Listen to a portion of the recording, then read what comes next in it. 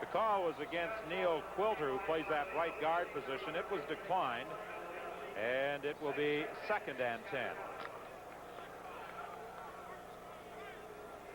Let's see, maybe they'll blitz him. Let's see what they do. 2nd down long. Let's see if they blitz him again. Well, there come some of them. Pass is complete to Johnson, and Ken Haley wraps him up almost immediately at the 50-yard line. He stopped short of the 1st down. And Saskatchewan sends in the punting unit. Ken Haley over the years has been something I think of an underrated defensive back. Well, you don't hear much about him, but when the All-Star team came out last year, number 24 there, Ken Haley was on it. So I think he was catching somebody's eye.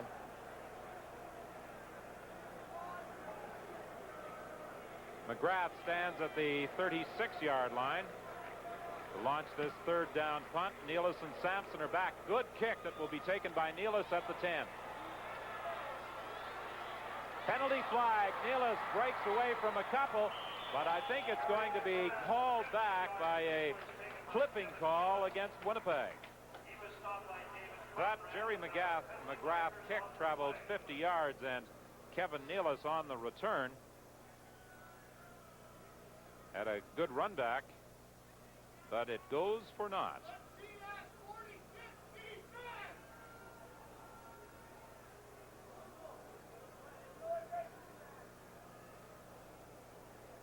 Legal block, Winnipeg number 62, 1st down. Richard Nemeth was guilty of that illegal block, taking the ball back to the 13 and wiping out a 13-yard run by Kevin Nealis. John Hufnagel continues as the Winnipeg quarterback with 2:23 remaining in this 3rd quarter. This is the worst field position the Blue Bombers have had all night. Sure is. Hufnagel trying to improve it quickly. He does, to Kevin Nealis for a 1st down at the 33. Well, we wanted to see it, see what happens. That's a very well-run pattern by Kevin Nealis. It just cleared out by James Murphy. A little bit of play action to hold the linebackers, and then Nealis just goes right in behind to the open area, and as you say, that improves the field position in a hurry. The other Murphy, Coach Cal, looking rather relaxed, and I guess you can afford to take things easy when you're in front by 46. You never had that experience as a coach, did you? No, I was usually on the other side. Movement at the line of scrimmage as Willard Reeves gets the ball, and he's wrestled down by Gary Moten at the 37-yard line. One of the reasons Gary Moten may have been able to make the tackle, I think he may have jumped prior to the ball being snapped.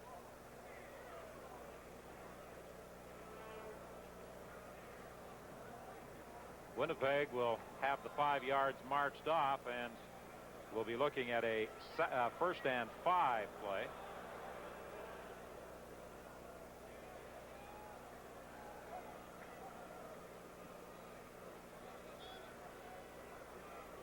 Offside, 58, Saskatchewan. 1st down over. Gary Moten has been in on a lot of tackles tonight from his middle linebacking position, but those penalties have also really hurt the Roughriders. 14 of them. Most of them were crazy. They're just offside penalties. You know, there's no excuse for that. James Murphy deep. Can't catch up with it. Magruder was running stride for stride with James Murphy. He's already scored 2 touchdowns tonight. Well, he's trying for number 3. He said he was going to get 3, but Mike Magruder was with him step for step. He was a track star at Kent State. I guess Mike Cohen, their Saskatchewan's coach, was telling me he was over a 26-foot long jumper. So he's a pretty good athlete. We talked about cramps affecting players earlier in the ball game. It appears as though Tyrone Jones is having a similar problem. He said, "I'm fine. How's the crowd taking him?" I mean, he looks pretty relaxed to me. Uh-oh, we have a flag being thrown. What is it? Delay of the game. The Blue Bombers were a man short, and they could not send a player in. Time count fall, Winnipeg number 12. 2nd down. So the Blue Bombers now have the full complement of 12 out on the playing field, and they will scrimmage 2nd and 10 from the 33.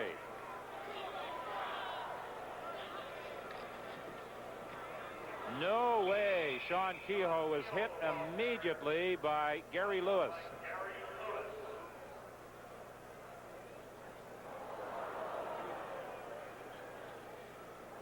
Don, while we're having a second, well, my neighbor back in Ancaster is having his 50th birthday today, and they had a big surprise party for him, about 100 people showing up, and I was invited to go, but I think it might still be going on when I get home tomorrow. This is only Bob Cameron's 2nd punt of the game. That is a pretty solid indication of just how totally the Blue Bombers have dominated.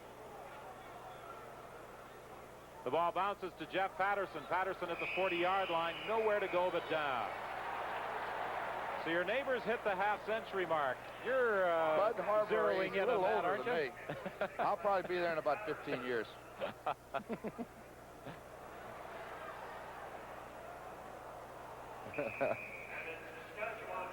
The Roughriders 1st and 10 now from their own 42-yard line. Only the 2nd punt of the ballgame, as we said, for Bob Cameron.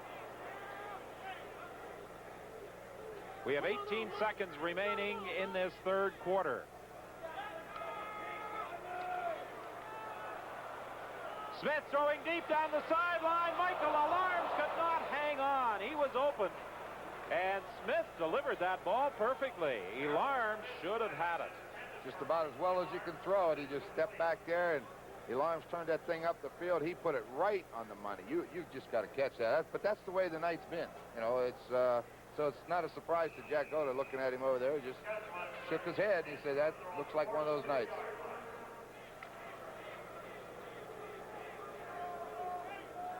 Second and 10. The Roughriders operating out of that short punt formation. Here comes Tyrone Jones. Smith got away from him. Throws incomplete. It was intended for Patterson, and he was being covered by David Shaw. And that is the end of the 3rd quarter, and the Winnipeg Blue Bombers are 15 minutes away from their 1st win of the season. Next Thursday, the CFL on CBC. Rick Johnson and the Calgary Stampeders come east in search of their 1st win of the year to Lansdowne Park in Ottawa. They'll meet a tough Roughriders defense led by Chris Ziegler. 4 interceptions in the 1st game of the year. Thursday, the CFL on CBC. 46-0. The Winnipeg Blue Bombers leading the Saskatchewan Roughriders. The respective records of the two teams are about to even out at 1 apiece. Yeah, I would say so. I don't think they're going to get 47 in 15 minutes. Well, the Saskatchewan Roughriders will be at home a week tonight against the Edmonton Eskimos. Our next telecast on the CBC network will be on Thursday night when we're in Ottawa as the Roughriders, with a 2-0 mark, take on the Calgary Stampeders. To start the 4th quarter, Jerry McGrath will be punting, standing at his own 27-yard line.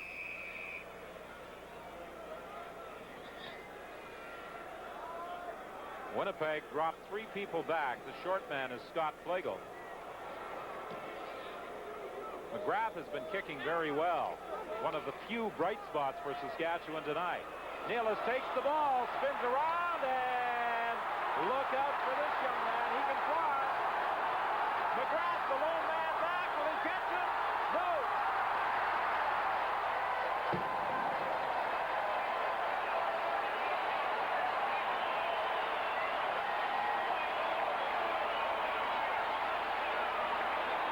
It's celebration time. He's going to try to get wide. It looks like a return set up to the wide side, and all of a sudden he turns and finds a hole, picks up a couple key blocks, and now it's just speed. From here on, it's his speed against theirs. No contest. McGrath had a shot, but he didn't have the speed to catch him. 82 yards on the punt return for Kevin Nealis. And Trevor Kennard adds the point after to make it a 53-0 game.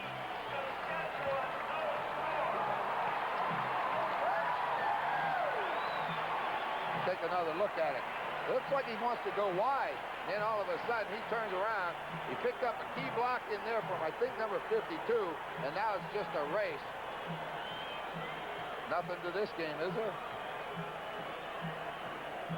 Well, now I think that Winnipeg defensive squad will be endeavoring to keep the Roughriders off the board, because this would be a club record for the highest shutout ever recorded.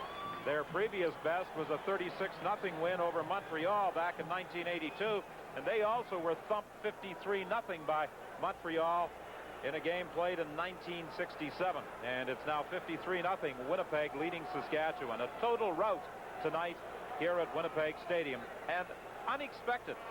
Oh, very much so. I know I was expecting a very physical, hard-fought football game, and I figured maybe 7 points difference. I didn't really see it being a blowout. I think when you come in off a win, your first game, you're going to be flying high, and you know Winnipeg wants to come back after a loss, so I thought it'd be a heck of a game. Michael Elarms on the kickoff return, and he is surrounded.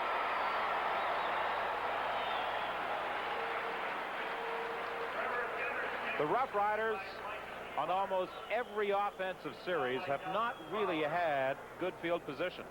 As a matter of fact, apart from that first quarter, if they penetrated Winnipeg's half of the field. I think only once, and then that interception took care of that. But the disappointment, I think, is on those. They've had a lot of chances to return kickoffs, and they've fumbled them. They've messed around. I mean, you're kicking from the 35, and you're only out to the 22. You've got to get that ball out of there and get some field position that way.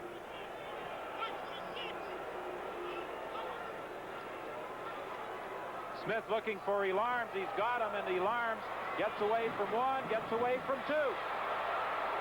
And he works his way out to the 44-yard line with Tony Norman from his defensive end position coming back to make the tackle. I know, talking to the Saskatchewan coaches, they feel Mike Elarms can be an outstanding receiver. I mean, it's hard to say if you never get the ball, but watch him. He makes the catch. He escapes Ken Haley's tackle, puts a move on Roy Bennett. Now he's back inside, turns it upfield, and Bogdanovic finally comes over, and then Bennett will come back and help him, but he does run well with the football. Leading by 53, the Blue Bombers have been able to substitute rather freely. Penalty flag as Stan Mikolas was in the face of Harold Smith. Michael Elarms was the intended receiver. He was being covered by Roy Bennett. I think what we're going to hear here is this new rule that we're going to hear this referee call it a just strike pass interference. Okay, I thought it was going to call that ineligible block of an eligible receiver, which means he was knocked down, and it was Ray Elgard that Delbert Fowler flattened him. Forward pass interference, Winnipeg, first down. Winnipeg called for pass interference. You know, the Roughriders have the distinction of having the highest shutout ever recorded against them, a 55-0 whipping at the hands of the Edmonton Eskimos. This ranks number 2 on the all-time list, and that 55-0 score may be surpassed before this one is over. Conrad gets the handoff out to the 54-yard line. Darrell Sampson, who is getting a chance to play at that defensive halfback position, came in to make the tackle. Well, Winnipeg's going to be dropping those linebackers out of there a lot now, and especially on first down. Just try to take away those short passes so that you're going to get some yardage on those draw plays. Sampson has replaced Scott Flagel at safety.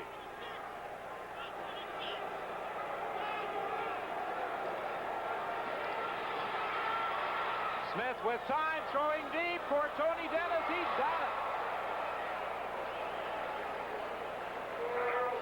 Taken out of bounds by Wiley Turner. Tony Dennis from Simon Fraser grabbing that throw. They say he has a strong arm. Watch this. Just flip, and there it goes. They say Tony Dennis is from Simon Fraser, and he's getting the opportunity to start at that slot back position. They said the best pattern he runs is a corner pattern, down and break to the deep corner. There's something about the way he got the nice weave in his release, and he ran away from the defense there. A 40-yard gain, and the Roughriders, for the first time tonight, are in scoring position. Handoff to Johnson, and Johnson broke the initial tackle and then was stopped at about the 12-yard line. Sampson came up from his safety spot to make the tackle, and there's an injured Winnipeg player. There he is, Darrell Sampson from York University comes up, and he took the hit. He did not deliver the blow. He took it from Bobby Johnson, and As a result, he took it right on the shoulder. I see where he got hit, but he went down hard. Sampson, a rookie from York, and that means that Scott Flagel will come back into the ball game. 6'2", 175. That's good size for a defensive back. Next time he comes up, though, he's going to get down in a hitting position. Bobby Johnson, I would like to see him carry the ball a little more, though. We heard an awful lot about him, and he must have had a great game against Calgary. I'd like to see him get some work.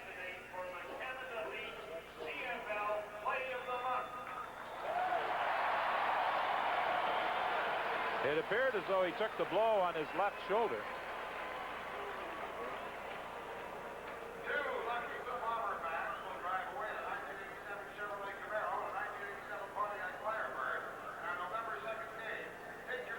Ross Hodgkinson continuing to talk to Sampson and work on that injured left shoulder with 11:59 remaining in the game.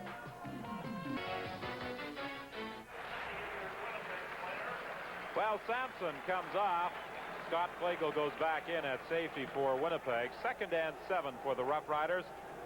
Their next game a week tonight at Taylor Field against the Edmonton Eskimos.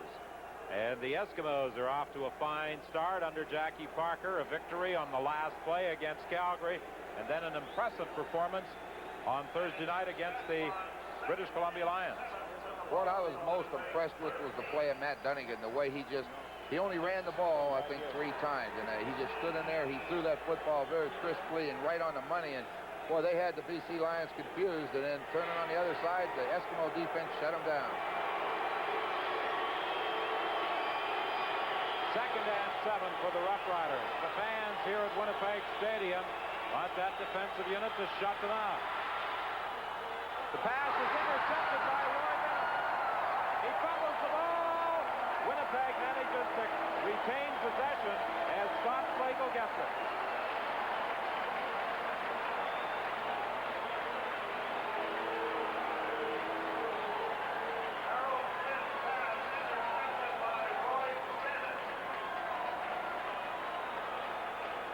Well, the Winnipeg Blue Bombers on their first offensive series of the 4th quarter will introduce their 3rd quarterback, Homer Jordan.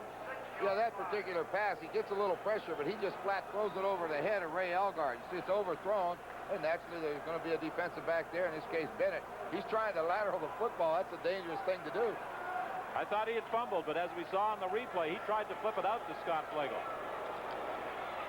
Jordan throwing the pass to Kevin Nealis, and that will be a gain of about 7 or 8 yards, depending upon where they place it. Well, the Saskatchewan Roughriders fumbled the ball on 3 occasions, and the Winnipeg Blue Bombers got a 4th turnover as the result of Roy Bennett's interception. That was a little surprising. Come out throwing on your 5-yard line and just come out there and throw an 8-yard pass. Jordan has off to a good start. Jordan gives the ball on 2nd down to Sean Keogh. He gets the 1st down. Fumbled the football, but it's, I believe, rolled out of bounds. Looks like he might even be short. They were very fortunate. It looked like a ball rolled out just before the 1st and 10 marker there and came loose. He initially wanted to hit off tackle. Saskatchewan did a great job of stacking it up, but he bounced outside. You're right. They are just short of a 1st down, and that means that it's 3rd and inches, and the Winnipeg Blue Bombers are going to go after it. 3rd down, inches to go. 9:57 is the time left. Homer Jordan, the former Saskatchewan quarterback, now directing the Winnipeg attack. He'll try and keep for the 1st down and should have it.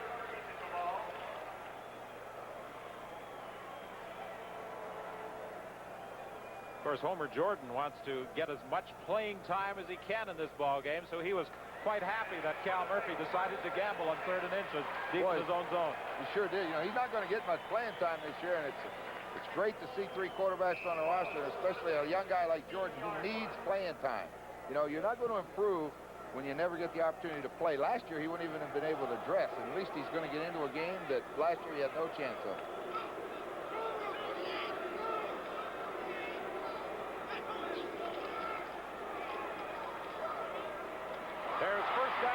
31 for Winnipeg as James Murphy makes the catch. Lost the football. Saskatchewan gets it back.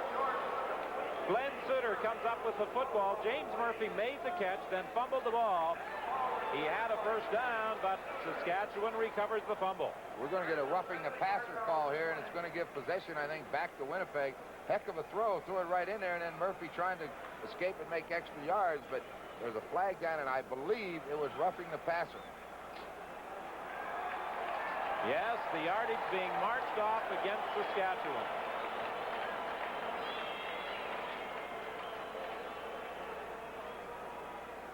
Major foul, roughing the passer, 99 Saskatchewan, first down. Nick Hebler getting his name on the statistical sheet for that violation, and he heads off to the Saskatchewan bench. He's been replaced by Alan Johns. Jordan in trouble, and he's stopped by Alan Johns. He did not get a chance to throw. Good rush by number 75. James Walker comes from the outside, put the first hit on him, and as Jordan spun to try to get away, Johns let him have it. One of the reasons that Jack Goda was happy to get Nick Hebler from the Toronto Argonauts, he was telling us he is a hauler type of guy and the type of player he felt his Saskatchewan squad needed. Yeah, and the main thing about being the hauler guy, everybody knows who he is. He's not just a new kid coming in. Everybody knows Nick Hebler's been through the wars. Homer Jordan fires the pass over the middle. It's complete, but there's nowhere for Sean Kehoe to go as he was decked by Gary Moten. That was an awful good hit. I mean, just as he caught the ball, Kehoe turned around, and he really took a hit from Gary Moten. So on 3rd and 10, the Winnipeg Blue Bombers will kick it away with 8:13 still to play. Bob Cameron had a rather relaxed evening. I don't think they're going to have to do a dry cleaning job in his uniform tonight. I wouldn't think so. He may not even work up the sweat. He may not shower. He could very well be the first out of the locker room tonight. Only his 3rd punt of the ball game. Greg Holmes fields it. Greg Holmes is stopped at the 38-yard line. Scott Flagel was the first man downfield. So the Rough Riders, trailing by 53, will scrimmage from their own 38 when we return.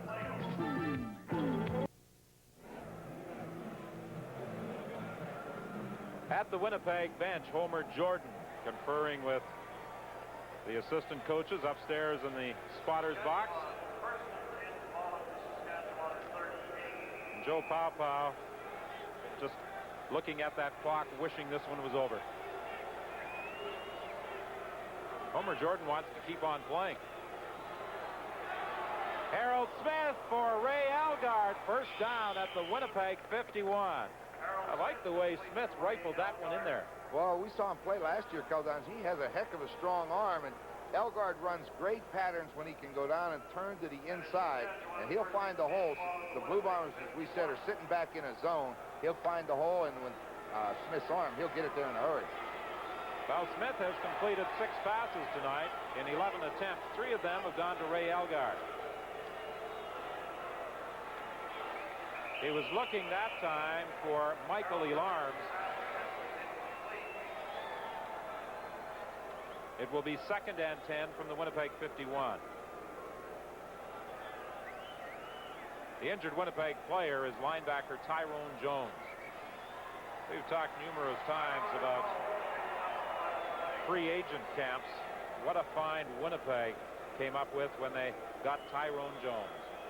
He's done a heck of a job for him. You know, he's listed, I think, at 6 foot, but I would question that. I don't think he's quite 6 foot tall, but he's a 220-pounder, and he's a solid 200-pounder, too.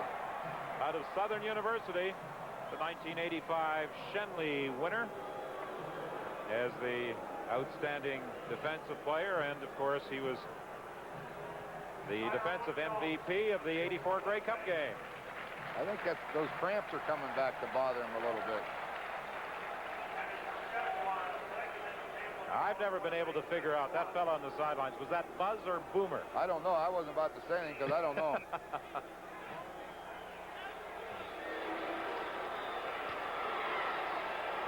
Underthrown was Tony Dennis. So it's 3rd and 10, and there's also a penalty flag, roughing the quarterback, charged against Winnipeg. Penalty marker on the play.